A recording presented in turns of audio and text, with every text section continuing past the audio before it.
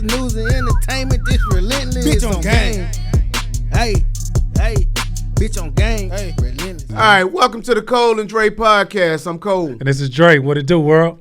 Yo, so I've been informed, or we have been informed, that we have never done an actual trailer for the podcast to introduce. Hold on. A trailer or introduction? Well, introduction. The introduction is going to be part of the trailer. As I've told you and we told them, we don't know what the hell we doing with this shit. We just kind of got together to have a little fun. And we got good energy together. So we just have a little fun, man, and want to expose some of the businesses that, you know, some of the homies are doing. You know, we had WAG on talking about the Goodfellas. We've had Mike J on Greedy Hauling talking Dr. about Red. trucking. Who is that? Dr. Reds. Dr. Red's talking Bringing about all the your medical, COVID information. about the medical industry. Shout out to Dr. Reds. That was a good interview. That was funny. That was a good When interview. you think about it, he said when not to go to the hospital. In July. I will never forget it. You won't. Yeah, that was funny. So y'all make sure y'all check that out. The cold part about it, I was born in July. That explains why you fucked up right now. Hey, Travis. So now I understand why Geminis and Leos and Cancers are kind of fucked Hey, up. man, Which one are I'm you? a Leo, but hearing that and people like, boy, wasn't you born in July? I was like, I kind of was. Shout out to the new doctor that fucked me up. Y'all got to go watch that. You checked it out. So we're We going had to some kind fun, of just man. explain ourselves, you know, just talk about who we are personally today. When the money And phone I am rings, going when to, the money phone rings. I got to answer this phone. Just And when y'all- the money phone this is rings. practically a part of who we are. So listen, I'm on air. What's going on? Okay. So that was my son, and I got to answer his calls because he's not the most responsible 15-year-old there is. And when he calls, I kind of get nervous. Actually, he's pretty responsible. Let me not say he's not I was responsible. about to say you just gonna blast the baby. No, like no, that? no. He's not. It's not that he's It's not. too late. You can't responsible. take it back. He don't have that same street savviness that I had. What does street savvy got to do with being 15? Because, like, okay, I'll give you a perfect example. Because now we got to. So he got a scooter. So look. So he got a scooter. Right. And he got the scooter. He got this hoodie on. Pretty nice scooter. You know, he got his jewelry on. And he just walking down the street. He done rode this damn scooter from Pearland all the way to the other end. And he think, you know, he just on the scooter, so it's cool. I'm like, niggas will take them shoes off your feet, that hoodie, the necklace, And the a scooter. Like, you can't just ride like this. Right. So I you know, he don't have that same sense of street savviness that we have and understand our environment. Good kid, though. He's a good kid. Okay. That's fair. You know, like, so that's it. So it's just more of a concern. Yeah, just more of a concern. Okay, That's it. gotcha. I got you. So, in introducing ourselves, man, I tell y'all about me. Let's hear you about I you. can't tell you how old I am because I'm old now. Well, I'm not old. Still look good. You do know they got these things called Wikipedia? Yeah. Yeah. So yeah. Shit ain't always right. So wick his ass. So listen. I ain't doing it today with you, man. Hold on, man. Let's go, man. We might need to start over. Why? we stay on bullshit. Introduce yourself, man. Tell the people listen, who you man, is. my name is Adrian Cole. From Houston, Texas. Obviously, I have no Instagram, Facebook, Twitter, no nothing. I will be And bringing he's that. been saying this for how long now? No, but I'm gonna bring it. I've totally been against it because what? I've just realized that most people on there are full of shit and they not real. Oh, facts. And I hate that. Facts. You know, I told you guys, if you watch one of the shows, I got a partner of mine who I loaned $200 to and he got a Bentley. You know what I mean? Like damn. Hey, you know what I mean? So how's that good? Did you get your $200 back? Yeah, actually I did because he did some kind of thing and he was showing everybody where he had the Bentley and I let him use a couple of my watches and different, you know, some pieces and everything. He looked good. And he cashed out me the money right back. He told me this was all a part of the play. Shit like that just runs me crazy. So I mean, hey, it worked out. It worked out. Just like It I worked can't out. imagine it.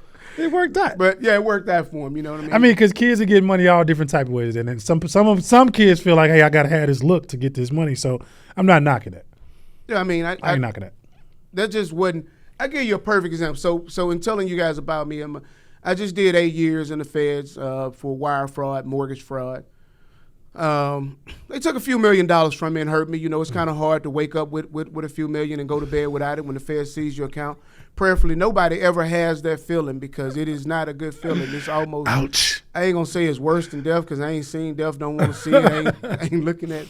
But I can tell you, it's a hell of a difference. So how often do you think about them meals? Huh? How do you think about them meals? Well, I'm coming back. So you know you can't.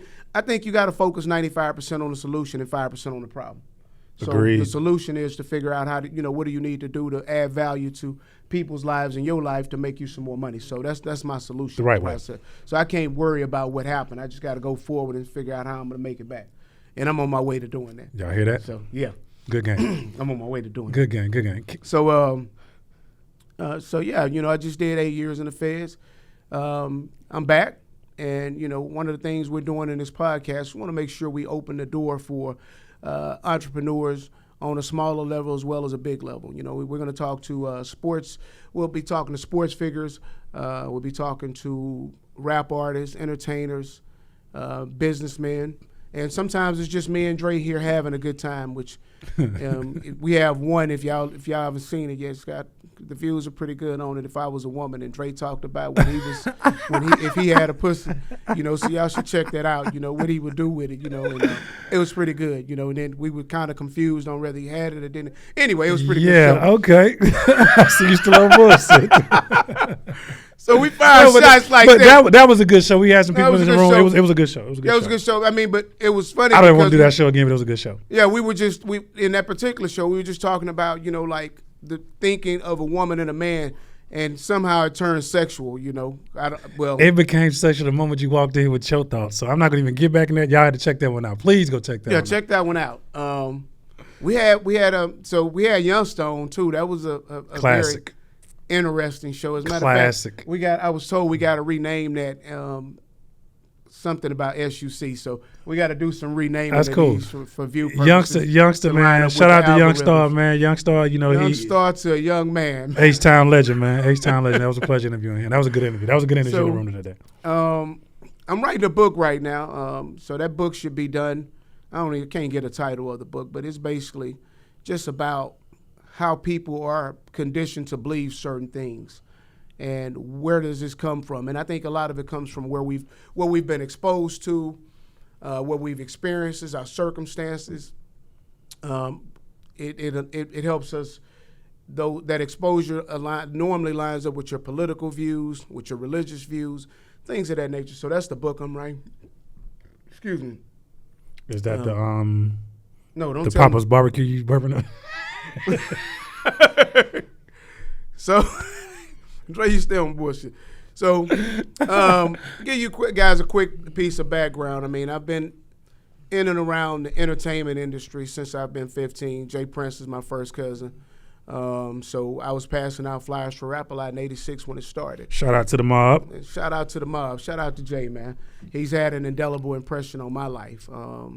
Because it's one of those things when you slept on the floor with somebody and you see them make millions and millions, you know, it's not as hard anymore. So that exposure through things with him made me feel like anything was possible because I was able to see it from so close up. Facts. So that shaped a lot of my belief system. So you actually got to see the work and the process that it took him to get to where he's at right now today. So Absolutely. You can appreciate it. Like, you know what I'm saying? A lot of people, we live in this microwave society now where people do not appreciate the grind no more. Like, they just feel like it's handed to you now. Like, here you go.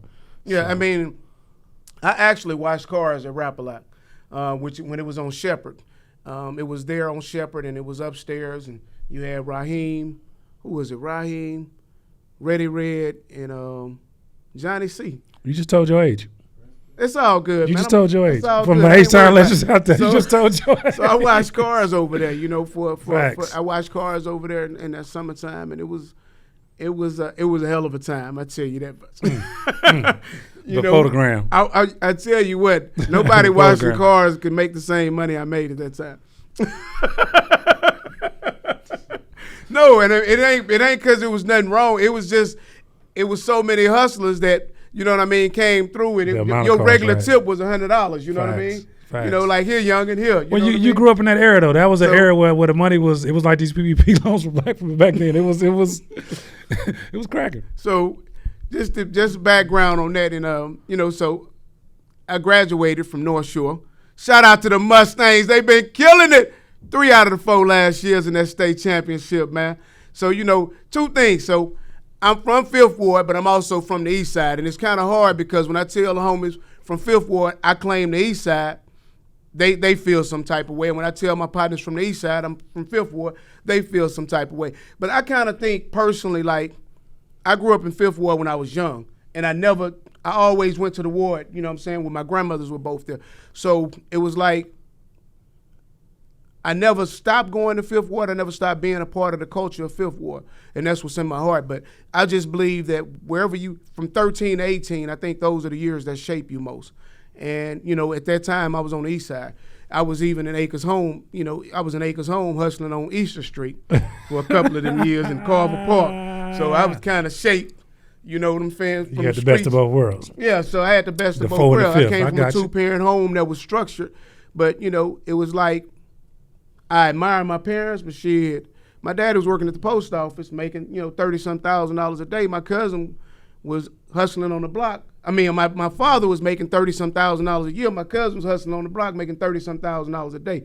That's the kind of shit that would shift your brain to thinking a little different and make you and look you can at life differently. And I was getting paid. It started off $300 a day just to count the money, just to take the money in and pass out rocks. And obviously, I'm watching dudes my age making $1,500, $2,000 a day. So I'm kind of like, I got a competitive nature. I got out there and had to hustle with them. We called it campaigning.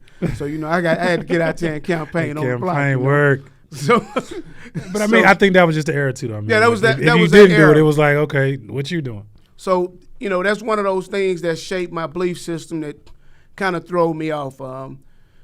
After that, man, I really was getting it on. I learned. I saw the good part of the drug game in the beginning. The same cousin, man, he gave me four bricks of bad work. Hit you with Okie doke. You got to think about this now. I'm 16, scoring 4 books, right? And it was all bad, So the dudes came to my mom, them house, kicked the door in, had us all at gunpoint. Then I had to go to one of the other homies to get me out of it. But the crazy part is I had probably about $50 at the time at the house. So my mama, she couldn't believe I had that much money at the house that she didn't know about one. And then I think the other part was like,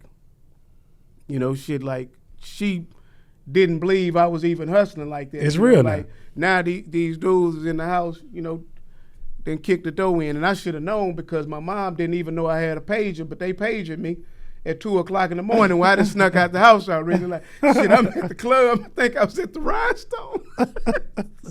So I'm like, shit, why they paging me? They don't even know I got a You got to be an age child. Let us know about that Rhinestone, man. So, Lord have mercy. So run it. That was the start of learning about the drug game, man. A couple of my partners got killed, and one of my very close friends died right there with me, and that kind of threw me off a lot because at that point, my dad told me, if you don't want to play football and you don't want to go to college and you're not going to get a job, which a job at that time was hard to get because I had seen too much money. So crazy shit happened. My autobiography sounds kind of long now, but anyway, just giving y'all some. I mean, you got to start from the back in the right, day. I ain't starting all the way back, so just giving y'all who I am, man. So me and my dad got into it. He kicked me out the house. Well, shit, I already had an apartment anyway, so shit, he went home. Yeah, I just went home.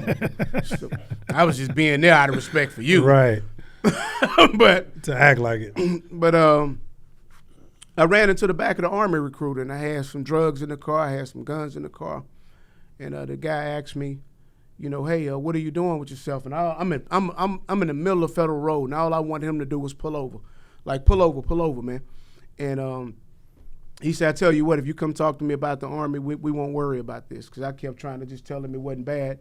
I give him $500, we can squash this. So I went over there to talk to him about the Army, and the little fat white dude from the Navy came in and told me, you can fuck bitches from all over the world. And showing me his photo album.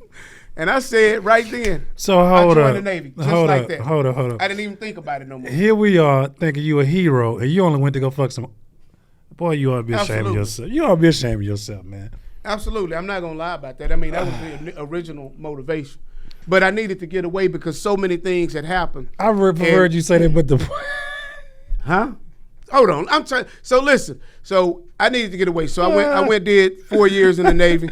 Probably the best 4 years of my life. I made millions of dollars, man. And that particular time, I probably had some of the best experiences in my life at that particular time. So I got one question. Go ahead.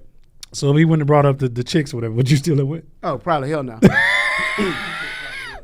Yeah. So, it was, I was 18. He was like, you can get to fuck Filipinos, Japanese. Oh my God. Koreans. Don't tell nobody else that story. You're gonna go to Greece and don't tell nobody else that story. And I was don't like, tell for nobody real? else that story. I was in there like, for real. He was like, yeah, and he's showing me his book, and I'm like, whoa, I don't want to go to the Army, because he said the Army people go to Germany and just Korea, and he was showing me all the places he went, and I was like, yeah, I want to do that then. So that was a good thing for me to do that. Came home, and at this time, the Ghetto Boys was hot. Hold on, one more question before you carry on. Did you accomplish the mission? Oh, absolutely. Okay. That definitely accomplished the mission. My guy. Did I accomplish My guy. It was all worth it then. Dre, this is no lie. I don't care if they believe me or not. I don't give a damn if you believe. I literally, in 1990, being a regular kid in the Navy, in 1990, I know I fucked 200 women. I was 11. In 1990. I was 11. It's okay. You telling them I'm older than you. I don't give a shit. So that was in 1990. That's just going out to the clubs and pulling some. I remember the first time, because I was stationed in Whidbey Island, Washington. And so the first time we went to Canada, we was in Vancouver, Canada. I never forget. This nigga told me, Al Huntley. No, was that Al? No, it was Bass, Ronald Bass. So we went to the club, and he was like, hey, man, where you staying? And I said, what you mean? He was like, man, get one of these white girls and give me their number and tell me where you going to be, and we're going to get together tomorrow. We're going to go to Stanley Park. And I say, well, I don't know him. He said, well, you need to get to know him because I need to know where you're going to be at. You ain't going to be with me. We all going somewhere. And this shit happened like every weekend, 3 to 4 days a week. It was somebody different. This shit was crazy. I didn't know. I was kind of nervous. I go holler. Where you stationed at? In Whidbey Island, Washington. Okay, but we would go to sorry. Vancouver, Canada every weekend. Got you. So we only work Monday through Thursday. So Thursday night to Sunday, we in Vancouver. And that shit was so crazy, man. That was the craziest time of my life, man. Y'all see how y'all tax dollars getting used? So, had nothing to do with the tax dollars getting used. We was off. Anyway, so. Yeah. So. Make America great again. You know what? I was on an aircraft carrier. We were stationed out of Norfolk in Virginia. So you flew from Whidbey Island to the aircraft carrier in Virginia. Then, we took a few cruises. I don't even want to go through all the places I've been. We went to a lot of places. But the first order of business was to always see who knew you could fuck. So, every day. So came back, this man terrible. Came back and at that time, the Ghetto Boys is hot. And, I just wanted to be a part of that movement. Like I said, Jay was my first cousin. So he didn't want me over there at first. And I just kind of forced my way in and started going on the road with them every chance I got. And that was another ball. So Rap-A-Lot was hot all the way around. So, kind of played in the entertainment industry for a while there. And got to the point where phone's ringing, excuse me. This shit is for fun. This phone right here, these are for real. This is for real shit right here. The money phone. So, did that and came back and, played with the entertainment industry, played with a few other things, man, and finally got into real estate. I got into the car business and got into the real estate business. And the car business was 6 figures. The real estate was 7 and then 8. So, really understood the real estate business, just learned it from the wrong side and didn't understand that I could do it the right way. But I had already learned it from the wrong way. And I think that's a part of when you come from the streets, everything is a hustle until you understand it can really be a business. Right. So I treated that as a hustle because that's how I thought it was. Everything was always a hustle. Then I learned it as a business, and now that I understand it as a business, I think if you understand the real estate game, if you understand the market, you should never be broke longer than 6 months, because it's just once you understand how to structure deals, it's nothing to make you, consistent 6-7 figures a year. Yeah, you've been saying that for a while now, because since I met you, you've been saying that same little mantra right there. Yeah, so that's kind of an overall view of me, man, and I'm gonna let y'all talk to Bosslife Dre over here, man. This Bosslife Dre. When you see Slim, you're gonna see Dre. They just go together. You know what I mean? So go ahead, Dre. Man, I don't even know where to start after all that, man. You know what I'm talking about? Nah, man, I'm Dre, man. Everybody know me in the streets a little bit. I used to fuck around a little bit back in the day. What kind of fucking around you was doing? I fucked around a little bit. Fucked around and caught a Fed case. Nah, man, I did 7.5 years on a 10-year bid in the Feds. I got knocked in Baltimore, Maryland. Conspiracy to with intent to distribute and possess 15 to 50 keys. I got a 10-year deal based on my criminal history or whatever. Shit. Man. Hold on. I got to go back and correct this because y'all don't know Dre like I do. He says, some of y'all will say, what do deal mean? And Dre is real strict. I didn't really know Dre on the streets. I didn't meet Dre till we actually was in the Feds together. Right. So Dre real strict on that paperwork. He wants your work to be right. So I want to make sure y'all know the man work right. He gonna come make you read his paperwork. Hey, here go my work, and he want to see yours. You know what I'm saying? So that's how I go in the Feds. Like. One thing about the Feds, documentation beat all conversation. So he wants you to see his work because he want to see your work. He want to make sure you're right. So I just wanted to make sure I could clarify that because somebody out here that might say, he took a deal. What kind of deal? No, that's just based on his criminal history and the point system. He got 120 months. Yeah, I had a mandatory minimum of 120 months. So I couldn't get less than 10 years. Oh, my work's straight too. Let's get that straight. Okay, that's why we're here. Let's get that straight, yeah. But like I said, man, I went to prison in my 30s, man. Like I said, prior to that, I grew up in that era where, getting paid off the streets is what it was. Like, what I'm saying? I didn't really look up to, ball players, anything like that. I saw the people that I saw every day in my neighborhood, the people coming through in the macro legends and all that cool shit that I needed to have, you know what I'm saying? And I saw the fastest way to get that was getting out there and getting it how they was getting it, you know what I'm saying? Macro legend was a bad boy. It was a bad motherfucker, you know what I'm saying? But, like I said, I ain't really got no extensive history, man. I'm known, out of Acres Home, and I'm from Garden City Apartments, man. People know me. They know me like they know I'm I thought you was out for 249. Never that. No. No? No. Okay. No. I always mess with him because he kind of preppy. In Garden City, right, really the hood, if y'all don't know, if y'all ain't familiar with these streets of H-Town, you know what I'm saying? You got to kind of be a stiff dude to be over in Garden City, man. I ain't saying he ain't stiff, but he got a preppy side to him. I think I had the best of both worlds, though. And he, he bougie, like real shit. Dude is bougie, you know what I'm saying? So you got to know, you know what I'm saying? Like, I got to draw the line somewhere, though. You got to draw the line somewhere. I mean, how many times they tried you over there? Because, wait. Tell me about it. How many times they slap shit at you over? What? I'll let somebody from my neighborhood comment on that. Oh God! But never. Never. That's fact, Jack. But yeah, growing up in the projects, man, we fought for sport. Like, you know what I'm saying? If I feel like, hey, we about the same size and sometimes bigger than me, I won't see it. Yeah. Especially if you're talking about it. Yeah. I never back down. I'm never gonna ever. Well, now I will. Like, I'm not trying to fight nobody no more. Yeah, I'm so politically correct. Yeah, I'm them over with. I'm doing everything I can to avoid all troubles. Man, I don't want no smoke. Man. Facts. Y'all clouded up with that. Yeah, y'all got that. I don't want no smoke. None at all. I'm not trying to do that. With that. So tell us how did you and Slim get together, man? How did you get on the Bosslife team? Me and Rico, Millie, we all Pop Lock, Neil, we all went to school together, man, and we met Slim, I believe, in '98. We all ended up going to a football game, man, and the rest is history, man. We never stopped hanging together. Like, we met through Lil Mario brought him through, because Mario from my neighborhood or whatever. We all used to hang out in my neighborhood, and we went to a football game one time, and we was like, we just never stopped hanging with each other. Like, you know what I'm saying? It's been A1 since day one, man, And I remember when Slim was 21, he bought this big-ass house, right?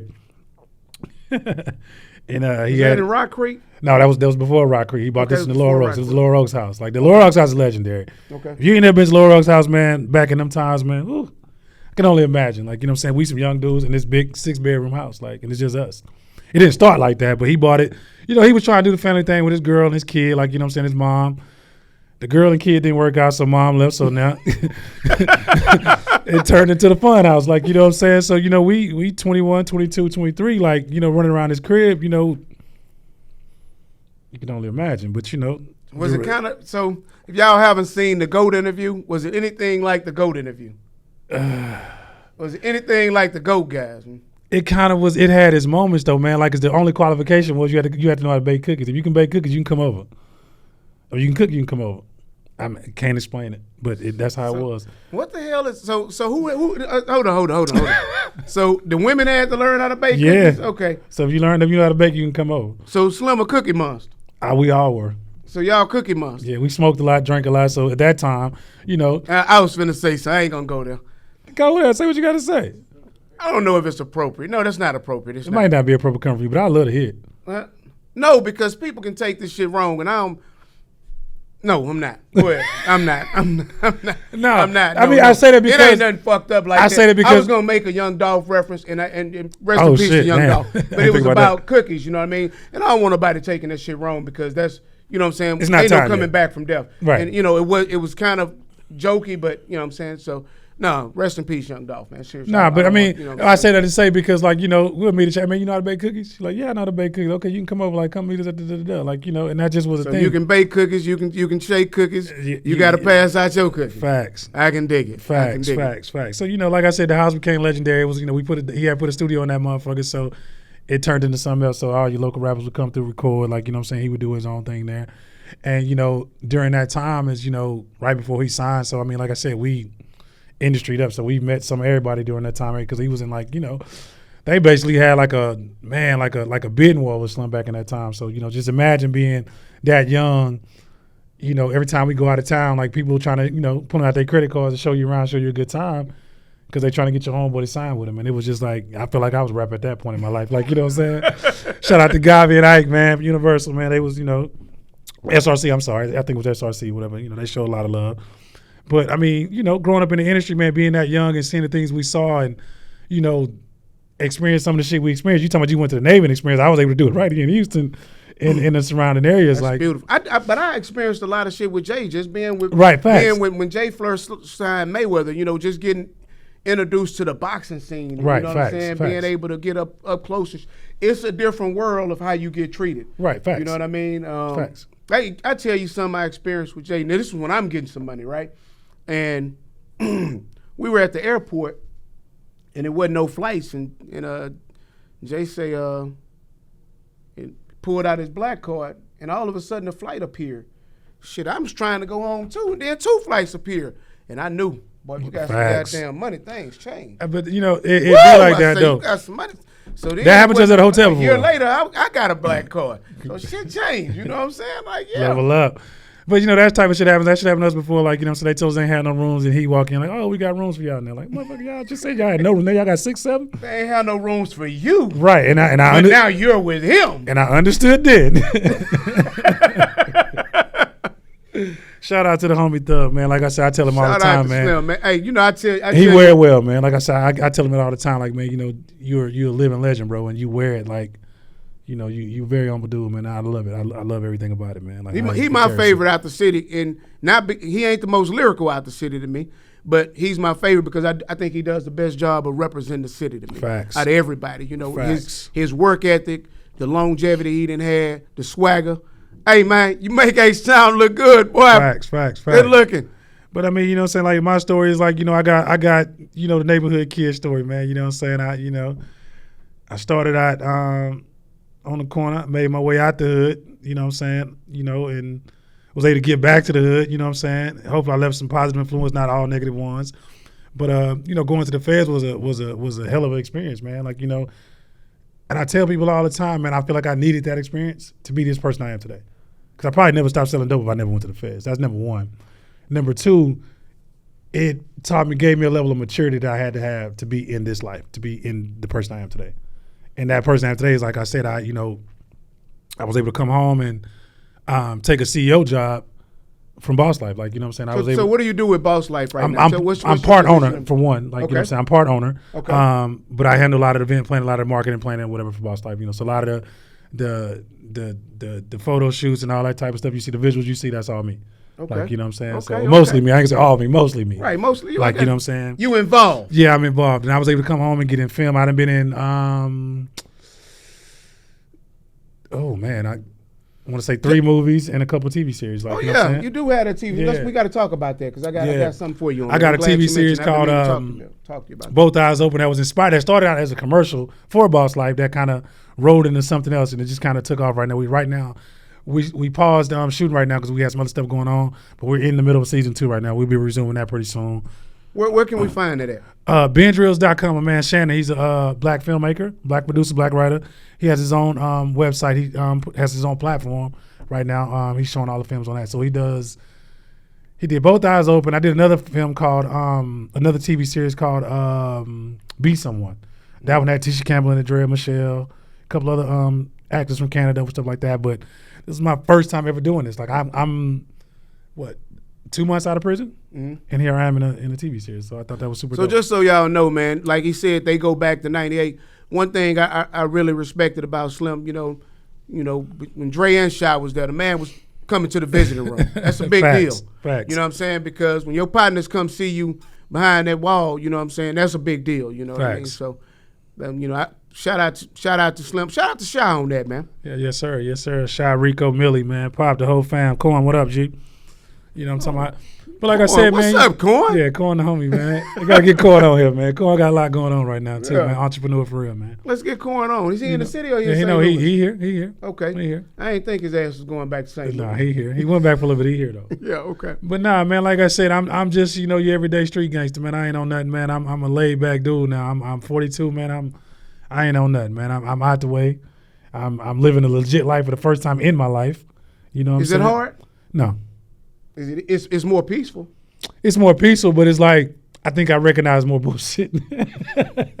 I really do. It's like people in this game, your money speaks for itself in business. And in the streets, your rep can speak for you. You know what I'm saying? Like, you know who you are. But in this game, if the money ain't right, it don't make sense. You know what I'm saying? The map got to make sense. But, like I said, all people doing now is wiring, sliding the decimal over, putting words in the contract. That's more slicker than somebody waiting on you to ambush you in my mind, because this shit, it'll make you want to, Yeah, you got to be really paying attention, man. And, a lot of times, like I just said earlier, they don't hold a gun to you. They give you a pen. Yeah. Sign And let you sign it away. Yeah, and then if you sitting here and you don't know what you're reading, and even if I've seen a deal where somebody has gotten to the attorney. Hell, I did it. So I, you know what I'm saying? I had to go get to a man attorney to make the deal right for me. Right. But the attorney was on the tape. Right. You know what I'm saying? Because the money that sound rotten. Because the money made sense for him, right? It was just Did the money make fair sense to me because the deal was unfair in the beginning. But the money made sense to the attorney, right? I did what I felt was not what was shiesty, what was fair. Yeah, the money made sense. Absolutely. And I know I was being more than fair. And that's what I've learned in this game, man. It's about the math. Like, the math got to make sense in anything you do. Yeah. Like, invest in anything. Like, so, Hold on. Because I said that so people know, man. Just because you got an attorney, don't always think they're on your facts. side, man. Don't always think these people on your side, facts. man. They about the dollar too, man. They're about the money. So yeah, they got private school to pay for. They got bills too. So you know what I'm saying? They got to make sense to them. But that's what I'm saying. We live in a society now, man, where we've been in this society where I feel like where you got to be mindful of what you're doing. You can't just be doing anything. I can't just jump down with people. That's why I was so strict about the paperwork, man. All the stuff we did at that joint, man. Like, we had cell phones, all type of stuff. I couldn't be, put a rat in my mix. First thing he could do, get jammed and tell on me again. I can't. Give me once, you don't give me again. One thing about the feds, I tell anybody, man, 8 out of 10 people cooperate. Facts. So I don't care what you think about your partners. Facts. All this other shit, man. 8 out of 10. So if you got 10 partners and you happen to be that lucky, well, boy, y'all are just a freak of nature. It's possible, but it's highly unlikely. And we not. Somebody ain't. And I'm not saying that, and he's not saying that just because. He's just saying it like, we've been there. Like, the laws will tell you, man, everybody a rat, man. It's compound 98% rats. Like, they'll tell you that. Yeah. You know what I'm saying? So and don't think they ain't reading your paperwork. Facts. You know what I'm saying? Facts. Don't think they ain't going through it. You know what I mean? So facts. Just be mindful. I mean, understand. Because I hate to see a lot of these young dudes, man, don't understand when it's 8, 9, 10 of them. and they think these my partners, and you don't understand that you're really an organization to the government. You're truly an organization. And that little shit you think, especially the pettiness, like I'm looking at the little youngin' that followed the dude home from Capitol Grill. I don't know what he could have possibly got from this man, but it ain't worth the life sentence he finna get. Have you seen that? I have not seen that one, man. The man was at Capitol Grill. He followed him all the way from Capitol Grill to League City and robbed the man and killed him. I think he took a watch from him. I can assure you that watch ain't worth no life sentence you finna do, homie. No, it's not. And I think, like I said, people make choices and feel like they can control the consequences, man. Every outcome is not in your control. Well, you're free to make any choices. You just ain't free of the consequences of the choice. Facts. You know what I'm saying? So we kind of gave y'all a little bit of an overview of, who we are, man. But let's talk about why we decided to do the podcast. Yeah, we decided to do this podcast, man, because being in the joint, man, like I said, you in close quarters, and man, some of the funniest moments.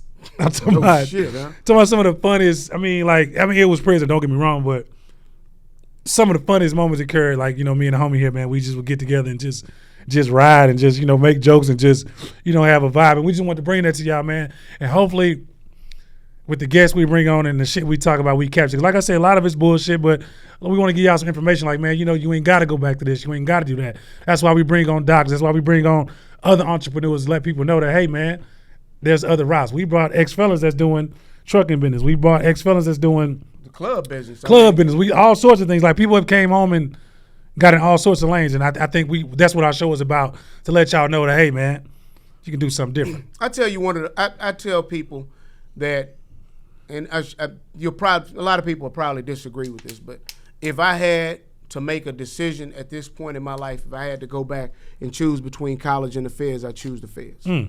And the reason I would do that is because only if I can go home every day. No shit, huh? If I go home every day, I'm with you. The reason, but now you put a hell of a caveat in there. I'm just saying, if I go home every day, I would go sit with some of the people I said and talk and learn from. But the thing of it is, I definitely wouldn't want to do no damn 8 years to do that. But the thing of it is, in college, you learning from the professor's theories. In them feds, you learning from somebody's experience. Facts. And you can learn a good experience as well as a bad experience. And I met a lot of intelligent people there, man. I met a lot of idiots as well, but I met a lot of sharp dudes that's made millions of dollars, and all types of things happen. Some of them just made a bad decision, put some people in their business. I met a pharmacist, man, when I was in Duluth, man. Corey? I cannot think of Corey's last name. His pharmacist. He was a pharmacist with Fiverr. And he was giving these dudes all of these Somas, Lorcets, Percocets, all these pills. He was giving them to them for 25 cents a pill. He said, hell, I had a print press that was unreal. He said they thought they was winning. He said, but shit, I could print this shit all day. We the real drug company. Right. He say, so if they getting 2, 3, 4, 5, 10, he said, I didn't give a damn. He say, because they needed me. And guess what happened? They told on him. They told him. Because he made them stinky rich. Oh, Lord. 25 cents a pill? 25 cents a pill. Man say he was 25 cents a pill. But it was free to him. But you got to realize he had no expenses. That's funny you said that, man, because I met a guy, I think it was Upchurch. I think Upchurch built power plants or some shit like that. I said, man, what you in there for, man? Because he was just, just white guy, older white guy, was not that with me. And he just was, he said, man, I pissed the wrong billion off. That's funny. He's like, I pissed the wrong billionaire. And I'm sitting there, and I'm like, damn, do I even know a billionaire to piss off? But like I said, I know one. I know one now. I know two. Actually, I do now. The first one at the time I didn't know. The first one I met was Jared J. Moore. Rest in peace, man. R.I.P. to Mr. Moore, man. Jay was looking to build his gym, and we were kind of looking for land. And we really figured out, man, this man damn near owned Fifth Ward. I mean, he owned a lot of shit over there, right? And met the guy. Jay introduced me to him. I talked to him, and I told him, I said, he was in real estate, and he had all types of businesses. And when I was talking to him, I said, Mr. Moore, you must have went to school forever. He said, oh no, son, I never finished any school. He said, I realized at an early age, if I had the money, I could get people to do whatever I whatever I wanted them to do. Facts. I said, oh man. So I said, well, I'm in this real estate business with this guy, and I'm giving him half the money. He said, well, why would you do that? You just form an LLC or S or C Corp, and you let your company hold his license. And I did it immediately. And I went from paying somebody $700 and some $1,000 1 year to paying somebody $10,000 to hold their license. If you don't know the information and you don't get exposed, you don't know. And for me, you've heard me say there's three things. You don't know, you unwilling, you unable. That's it. That's it. I don't give excuses. Period. You don't know, because once you know, it's just unwilling or unable. And very few people are willing to pay the price to do what it really takes to make shit happen. You have a lot of people, man. I have it. I got employees who need a 9 to 5, and they leave at 5. They watching the clock. You know what I'm saying? But they struggling to pay their bills. You know what I'm saying? I prefer to stay here and work and pay my bills at ease and figure out more creative shit over here so I don't have those problems. And I truly plan to, over the next 6-7 years I won't say retire, but it'll purely be work money. Right. I won't be doing no everyday office shit. It's just I should have enough money. That's my goal too. I can just allow my money to work, and I think that should be everybody's goal, Facts. man. To have enough passive income where you can sit back and make better decisions. If you know anybody that has an abundance of money, you'll notice one thing about them: they don't make their decisions too quick. They don't have to. They can sit back and ponder on to make sure they right decisions. Yeah, and they gonna take their time because your emergency is not their emergency. You trying to pay a bill right now. They got time to think about this shit all day. I'll give you a perfect example. Like I've been sitting here contemplating on buying a damn computer for 2 months. It's $5,000. I fuck that off probably every week. I ain't bought the computer, and it's no reason. I mean, right. But it's like it ain't an emergency to me. Right. Even though I think it would help our show a lot, right? Right. So it's one of those things. How Travis feel about that computer? Travis said he needs the computer. Oh, okay. So, he said, yeah. And I'm going to get the computer, Travis. It's a Mac. He said the Mac will speed it up. He'll be able to edit the shows pretty much in 1 hour. But you heard what he said, Travis said he don't need it right now, Travis. He don't need it. Well, no, I don't. I mean, I got one more question. It ain't that I'm saying, well, fuck Travis. That ain't it. Okay. I'm not saying that. You know what I'm saying? What y'all got from that? You know what? You know what, man? Hey, man. What, man? What, hey, man? Travis, I ain't got nothing but love for you, homie. No, they ain't say that ain't got nothing to do with love. That man know. That had nothing to do with love with Travis. I ain't got nothing but love. I gave that as an example to say, just like having a little bit of money allows you to make a better decision. It doesn't allow you. It's very difficult to focus on your vision and your dreams when you're focusing on your light bill, your car note, your phone bill. Facts. Child support, all those things that have to be taken care of that you're getting stressed about. Not saying you can't do it. It just makes it a hell of a lot harder. If I choose to say, you know what, I'm going to take 2 days off and sleep to think, I can do that because my bills ain't going to be affected by taking a week off. You know what I mean? So it's like I can really sit back and make a better decision. I can ponder shit from a distance. And I hope everybody gets to that point, you know what I mean? Because it just allows you to make a better decision. I used to get frustrated with Jay like that, especially when the niggas broke. I'm calling you like, man, listen, I need $500 right now. And, okay, Adrian, well, I'm going to get with you. All right, give me a little bit. Motherfucker, I need it right now. The people finna turn this shit off tomorrow. So, okay. And this nigga done hung up on me. You know what I'm saying? And he'll get with you a week later or some shit and be like, oh, here you go. I forgot all about that. Is he wrong? No, it was his money. Okay, he don't owe me shit. Okay. No, I'm just saying, like, I get it. You know what I'm saying? Because it's funny, man, because I had somebody tell me that, I swear to God, 3 days ago, told me that, what did she say? She had asked me for $500 and I put her on hold and never came back. I said, why you didn't call me back? I just thought you were saying no. No, I was saying that it was somebody on the other line probably I was making some money with instead of giving some money to you right then, but I would have gave you the money. So I just gave her $500. I told her I apologize. Do you know this shit was in 2005 she talking about? And she was crying about it. I'm fucked up. Did she pay you back? You know what? They don't know who you are, okay? Did she pay you back? No, I just gave it to her. I told her to keep it. It's yours, man. Well, she should be I don't want it back. You know what I'm saying? It's the homie. You know what I'm saying? Because them be the ones you do all that, cry about it, and then you don't even pay me back.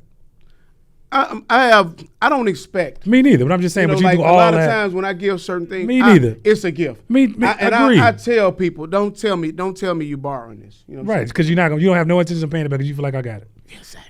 You don't have no, so don't say that. Please don't say let me borrow. Yeah, just you know what I'm saying. I have a cap on, but everybody has this magical number. It's 2 magical numbers that most people have for you. I don't know if they got this 5 and 10,000. No, they ain't got that. That's all I need. Nobody got that. I just need 5,000 or 10,000. Like, okay, what are you gonna do with that? How you gonna make it 20? How you gonna make it 10? What are you investing in that you're gonna do with it?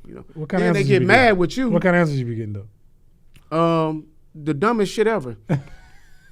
And if I ask you for a business plan or something like that, you get mad. But yet and still, I say, listen, I'm trying to help you so you can really sustain what you're doing. So if you went to the bank and asked them people about their money, can't they ask you questions? Facts. They're going to make you fly But when you asking me for my money, you don't like all the questions I'm asking. That's why they came to you, not the bank. That was supposed to cut the red tape. So now what I do, too, is I look at their credit. Let me see your credit. You ain't pay none of these people. It's a good chance you ain't pay me back either. Shit. You know what I'm saying? Hey, man, it's just real. It's real. We got Hustle Man over here. What's up, Hustle Man? How you doing? Oh, good. Hustle Man TV over there. We're going to bring the little homie on, man, and interview him, He's got a YouTube channel and some other things he's doing. One of the things Dre has done that I want to do is Dre has shot a couple of he shot a miniseries and you shot a movie too, right? I shot a movie too. Yeah, so I definitely want to make sure I get that done before the year's But out. I don't think I'm an actor, though. I just was doing some shit. I had an opportunity and I took advantage of it. So, what I'm saying? I don't want to do no acting. I take advantage of all opportunities, though. They're worthwhile. So before we wrap up, man, y'all got a chance to know who we are, a little bit about us, Dre, I got to ask this question. Did you use a casting couch and did you do anything dirty on the casting couch? Did anybody have to suck your dick to get a part? I wish. I ain't had that happen yet. I wish, though. Sometimes you just wait on some cool shit to happen. I ain't had that kind of shit happen to me yet, so I'm waiting on that one. I'm just bullshit.